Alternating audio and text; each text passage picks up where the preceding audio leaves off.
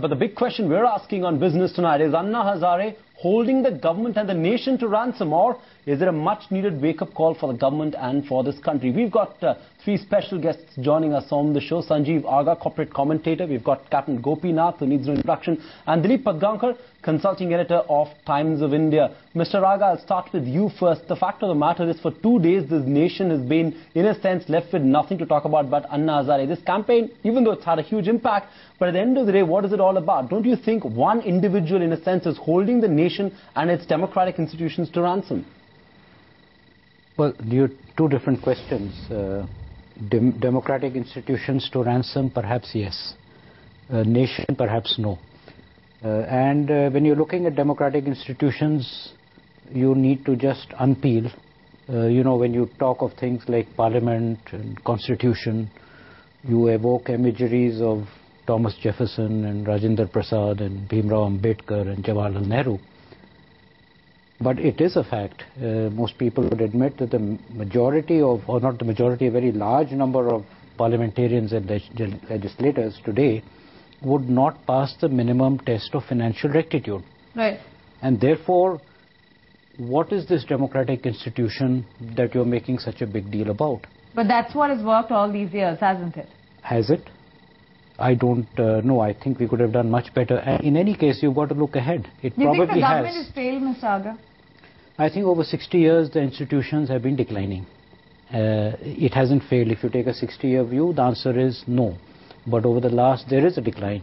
And I think the country needs, these institutions need to reform themselves. The reform should be from within them. It should not require an Anna Hazare. But we haven't seen that happening. Right. In fact, normally the political parties, some of our principal party has such high idealism in its origins. People like Gandhi and Nehru and Tagore and Bose. And there should be a degree of churn from within the party to throw up new ideas, or the Bharatiya Janata Party or many others, and I'm afraid that's not happening. Fair point. These democratic institutions need to be, shaken up, so to say Sanjeev Aga. But Captain Gopinath, the fact of the matter is that, is this the right way to protest? That's the big question. The issue is Lokpal Bill. The government has agreed to have a Lokpal Bill. It is going to be tabled. There is a standing committee that's looking into it. There are some, minor issues that, should the PM be included or not. Okay, it's not a minor issue, but, you can talk your way out of this, to fast until that, to create a scene. Is this the right way to protest? What is your view?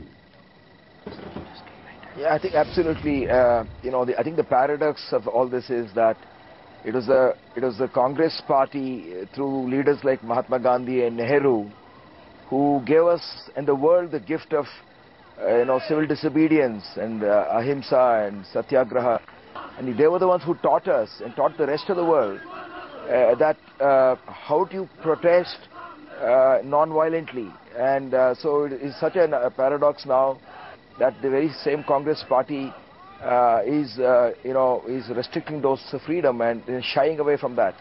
And so what is Anna Hazare is not calling for a Bandh like these political parties across various political parties. They are calling for a Bandh every second day. Look at West Bengal, how many days we lost in Andhra Pradesh, in even Karnataka also, for example. We have been losing days and days on whether Bandhs. you call for a Bandh or whether you call for protest, now it has to have an objective. Will it be able to meet the objective?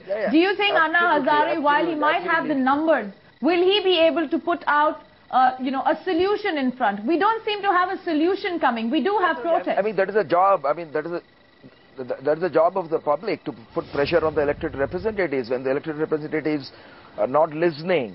And I think it's very obvious to all of us that the various institutions and the elected representatives, though I think the worst democracy is better than communism, I think there's a very famous saying among a people who are generally corrupt, liberty cannot long exist. So the whole social fabric may tear apart if the existing state of divide which has been caused because of corruption. I think the root of all our problems today, I think across all institutions, you take public distribution, you take your roads, you take your health, you take your education, everything is steeped in corruption because the money is not going where it is supposed to go. Even Rajiv Gandhi, their own leader, said, only 20 paise out of 1 rupee goes to the intended beneficiaries. And even I think last month, there was a report put out and the public distribution of your Food Corporation of India and various other,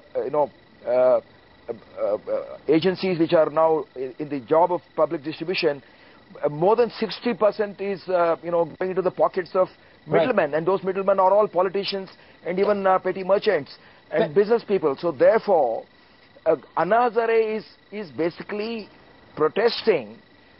I think his first demand is now he wants to have a right to protest. How can you deny someone a right to protest? How can you deny someone a right to protest? Okay, Captain Gopinath, hang in there. I want to get a word in. I want to get a word in from Dilip Padgaonkar as well. Dilip Padgaonkar, do you think the government has messed this up completely? First they arrest him, then they say they want to release him. Now he says he doesn't want to get released. What's going on? Has the government really messed this up? Is the government cornered on this? What you have is a strange situation. You have political parties backing Anna Hazare, backing him to the hilt, but they aren't saying whether they go along completely with his version of the bill. Let that be clear, and the way to make that clear is through a debate, an exhaustive debate, comprehensive debate inside the House. You know, again, we're talking about a comprehensive debate, and I suppose the whole Anna Hazare story has come to fore because there's been a huge lack of that debate in the first place. Let's get down to some tough questions. Captain Gopinath, should the Prime Minister give up his position? Is it time for the Prime Minister to realize that, yes, he has lost credibility, and would you go to that mile to say so? I think, the writing is on the wall. I think you should be blind and deaf not to see it. I think throughout history, people who are in power, I think generally become opaque in their vision, and I think they don't even realize it. And they're not seeing, one of the jobs of the people in power or leaders is to feel the pulse of the nation. And I think all of us are responsible for this. People of my generation, we have all been, in a way, we have colluded, we have looked the other way, we have been beneficiaries, we have been victims, and most of us have gone along with the system. Whether at the lower level or mid level, or if somebody wants to register a house, you don't bat an eyelid before bribing him some money to reduce your registration fees. So corruption has become rampant now, and we are fortunate that someone like Anna Hazare has come and as a crusader. But I think what is the problem here is the government is feeling caged, they are feeling defensive. They no need to be. It is not Anna Hazare is not asking the government to step down. It's not an attack against the ruling party. It is not against attacking the UPA or the Congress. It is against the existing system. He wants a systemic change, and the nation is risen with a common heartbeat. He has already said very clearly, political parties, whichever political party which has been in power, have been corrupt.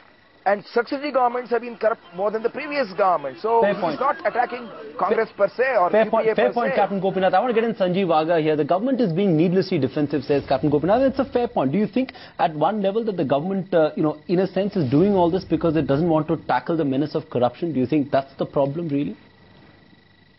You asked a very direct question, and no one would like to answer it. But I think, let me put it differently. I'm rephrasing your question. The number one ombudsman of the country is the chief executive. It is not the Lokpal. Mm-hmm. The country looks upon the Prime Minister to have a sense of right and wrong, mm-hmm, and to show the way in these matters. I don't want to be harsh on a particular dispensation and a particular Prime Minister, because over the last 2 decades, that sense of right and wrong has been missing. So I would not like to look at it as an individual weakness, but certainly had that been there.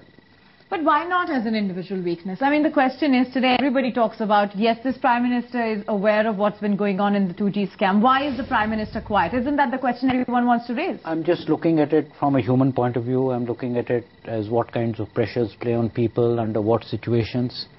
But I agree with you that, the country needs to be less forgiving and needs to demand more of everyone. Is it hurting our business image, Mr. Agha? As a corporate, do you feel that in many ways today, India, which was supposed to be the already emerged power, as Obama put it, on our very own land, is now shaking? I think what is happening, although it might be temporarily upsetting, may actually lead to a more honest political system, which would in the long run, accelerate the growth rate and lead to a better distribution of growth. The better corporates and the better individuals will do relatively better compared to the not so deserving.